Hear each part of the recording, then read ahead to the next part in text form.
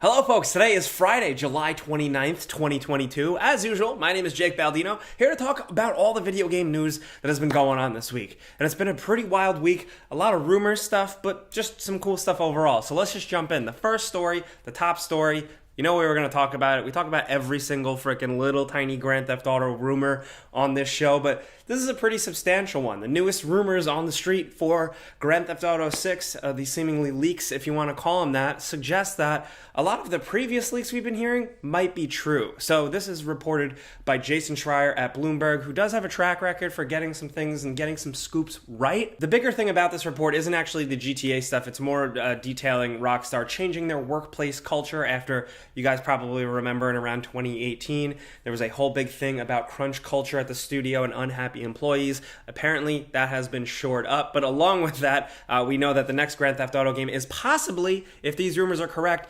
codenamed Project Americas, and the game is going to feature two protagonists, seemingly a man and a woman, in kind of a Bonnie and Clyde style story. It's going to take place in a fictionalized Miami in Florida, which a lot of people assume is going to be Vice City. So seemingly maybe a modern day Vice City. The world is apparently bigger than previous games, which, makes sense. And apparently there are going to be a lot more interiors, and there has also been some inklings in this of an ever-evolving world where new cities and missions are going to be added to essentially flesh out was originally their plan to make like a whole continental thing with multiple cities. Now, hearing that, the always updated, like, evolving world, people just think it's, is it going to be like a live service Grand Theft Auto, an always online Grand Theft Auto, or like one big GTA Online?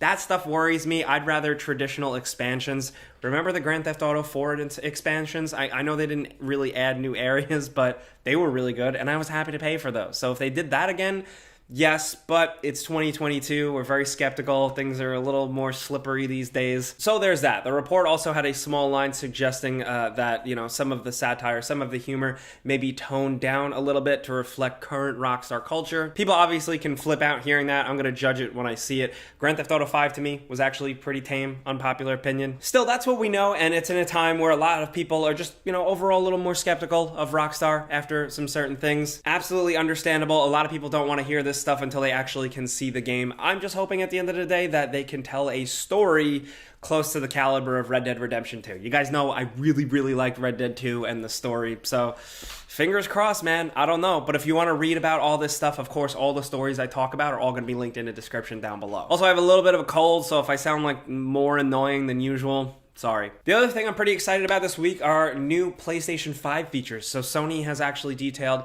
a beta that is going to be rolling out for certain people for new PS5 software that's going to give some features that we've been wanting for a while. Specifically, 1440 support, dude. 1440, the master resolution, if you ask me. If you play on PC, I think you know what's up.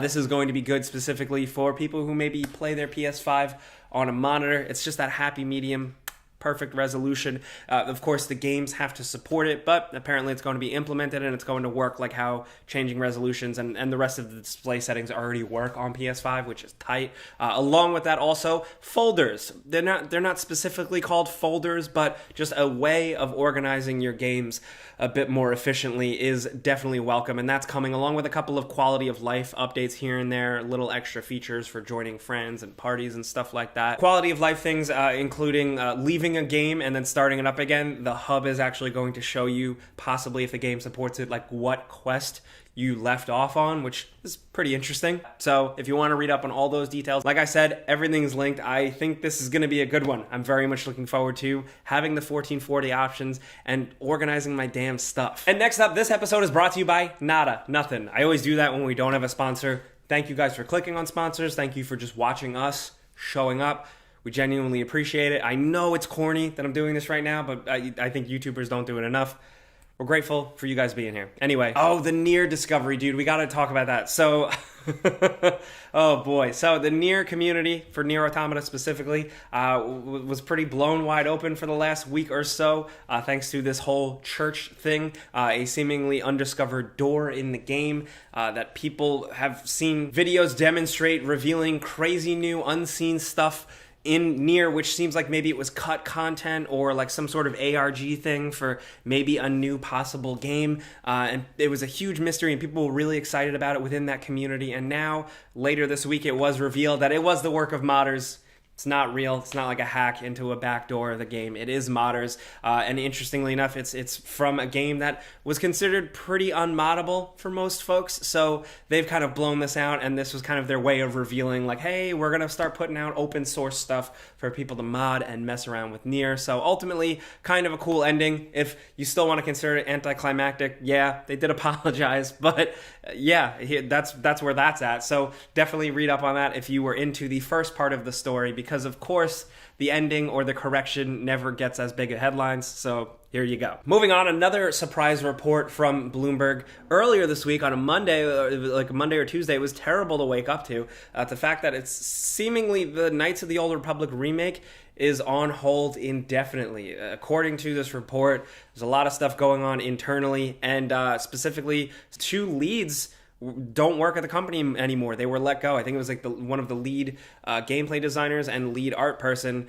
This was after internally they thought they had a pretty good demo to put together and show to the publishers. They showed it to the publishers. They were pretty excited about it. They thought it was going to be good, and apparently, I guess, it wasn't received so well. So that is an absolute bummer for a game that just has so much potential. If you're a Star Wars fan, you understand the lore implications, but also just on its own, a cool RPG with a very cool story and a cool twist. This thing has been in the headlines for a while now, with people questioning a lot of it, different things. And I don't know. I think it's going to be hard to remake a game like this. It is so special. But for right now, it's probably going to be a long time till we hear more about it.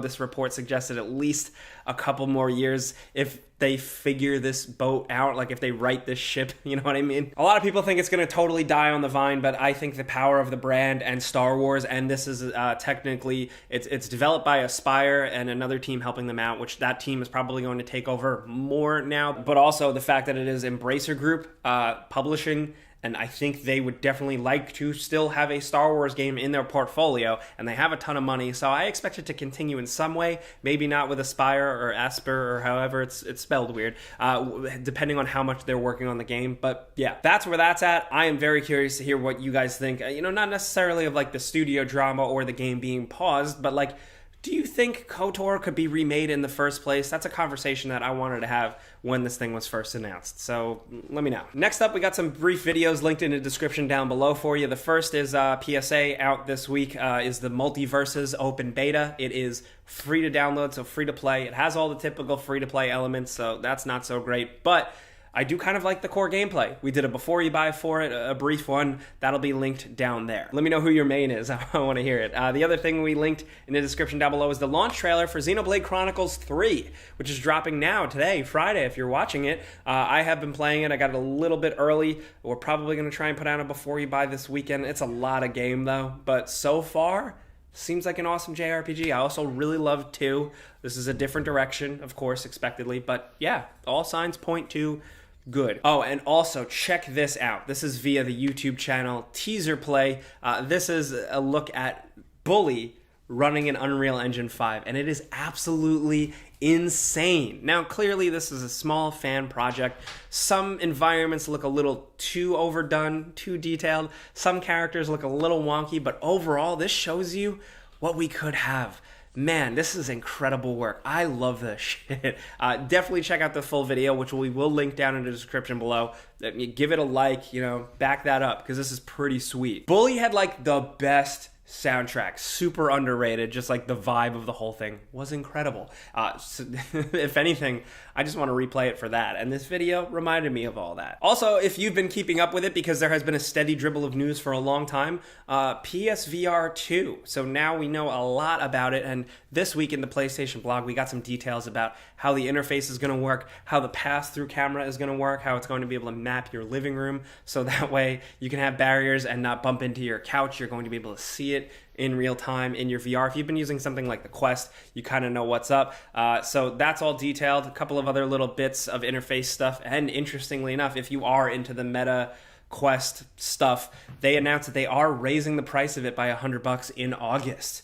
I want to know what you guys think about this, because obviously their messaging is one thing, but do you think it's like they need to bring in more money? Do you think it's VR just not bringing enough money and VR just needs more funding? Or do you think it's more of a Facebook thing? Sorry, Meta, because they have a lot of shit going on. If you read tech news, you know what's up. So public service announcement, I guess, if you were thinking about picking one up, the price jacks up in August. So there you go. Also in some cool small news, a leak, a possible report, another rumor, so take it all with a grain of salt. But industry insider Jeff Grubb is suggesting that EA is working on a Black Panther game. Apparently like a big open action adventure Black Panther thing is in the works by a new Seattle studio set up by EA, and that is very interesting because at this point, that doesn't really sound like the type of game that EA would make, license or otherwise. Even if it wasn't a licensed game, like a Marvel property, I wouldn't expect them to develop a cool thing like that. But I think obviously like Wakanda and all that is rife for adventuring and like cool sci-fi shit and just good superhero stuff. So